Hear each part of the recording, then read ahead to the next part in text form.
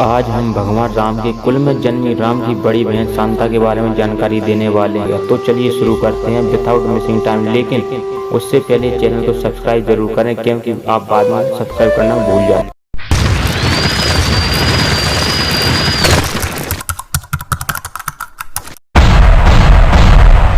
कुछ लोग मानते थे कि राजा दशरथ ने शांता को सिर्फ इसलिए गोद दे दिया क्योंकि वह लड़की होने की वजह से उनके उत्तराधिकारी नहीं बन सकती थी। शांता का विवाह महर्षि विभाड़क के पुत्र श्रृंग ऋषि से हुआ। एक बार एक ब्राह्मण अपने क्षेत्र में फसल पैदावार मदद करने के लिए राजा रोमपत के पास गए तो राजा ने उनकी बात पर ध्यान नहीं दिया। अपने भक्त की बेइज्जती पर गुस्सा इंद्रदेव ने बारिश नहीं होने दी, जिस वजह से सूखा पड़ गया। तब राजा ने श्रृंग ऋषि को यज्ञ करने के लिए बुलाया। यज्ञ के बाद भारी वर्षा हुई। जनता इतनी खुश हुई कि अंग देश में जश्न का माहौल बन गया। तभी वर्षणी और रोमपद ने अपनी गोद ली हुई बेटी शांता का हाथ श्रृंग ऋषि को देने का फैसला किया। राजा दशरथ और इनकी 3 रानियां इस बात को लेकर चिंतित रहते थे कि पुत्र नहीं होने पर उत्तराधिकारी कौन होगा। इनकी चिंता दूर करने के लिए ऋषि वशिष्ठ सलाह देते हैं कि आप अपने दामाद श्रृंग ऋषि से पुत्रष्टि यज्ञ करवाएं और इससे पुत्र की प्राप्ति होगी।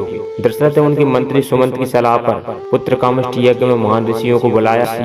मंद दशरथ ने श्रृंग ऋषि को भी बुलाया। श्रृंग ऋषि एक पुण्यात्मा थे। जहाँ वे पांव रखते वहाँ यश होता था। पहले तो श्रृंग ऋषि ने यज्ञ करने से इनकार किया, लेकिन बाद में शांता के कहने पर श्रृंग ऋषि राजा दशरथ के लिए पुत्रष्टि यज्ञ करने के लिए तैयार हुए थे। लेकिन दशरथ ने केवल श्रृंग ऋषि यानी उनके दामाद को ही आमंत्रित किया था। लेकिन श्रृंग ऋषि ने कहा कि मैं अकेला नहीं आ सकता, मेरी पत्नी शांता को भी आना पड़ेगा। श्रृंग ऋषि की यह बात जानकर राजा दशरथ विचार में पड़ गए, क्योंकि उनके मन में अभी भी दहशत थी कि कहीं शांता अयोध्या में आने से फिर से अकाल न आ जाए। लेकिन जब पुत्र की कामना से पुत्र कामष्टि यज्ञ के दौरान उन्होंने अपने दामाद श्रृंग ऋषि को बुलाया तो दामाद ने शांता के बिना आने से इनकार कर दिया।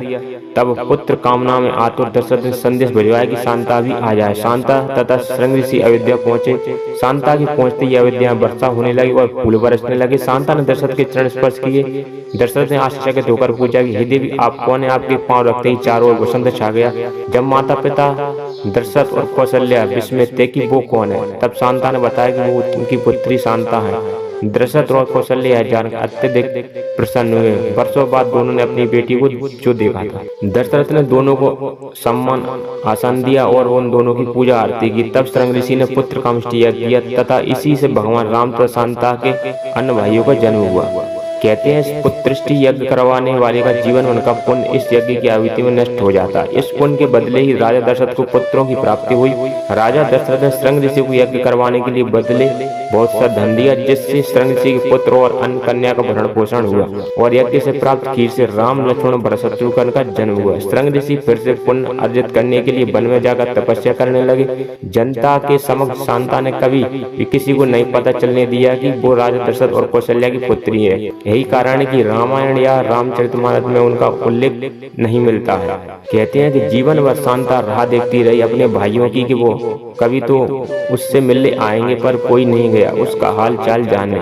मर्यादा पुरुषोत्तम भी नहीं गए। शायद वे भी राम राज्य में अकाल पड़ने से डरते थे। कहते हैं कि बन जाते समय भगवान राम अपनी बहन के आश्रम के पास से ही गुजरे थे। तनिक रुक जाते और बहन को दर्शन ही देते। आने को राजी नहीं थी। शांता सती माता की कथा सुन चुकी थी बचपन में। दशरथ से ऐसा माना जाता है कि श्रृंग ऋषि और शांता का वंश ही आगे चलकर सेंगर राजपूत बना। सेंगर राजपूत को सेंगर राजपूत को ऋषिवंश राजपूत कहा जाता है। क्या भगवान राम को अपनी बड़ी बहन शांता से मिलने जाना चाहिए था? कमेंट में जरूर बताएं और साथ ही चैनल को सब्सक्राइब, वीडियो को लाइक और शेयर करना ना भूलें।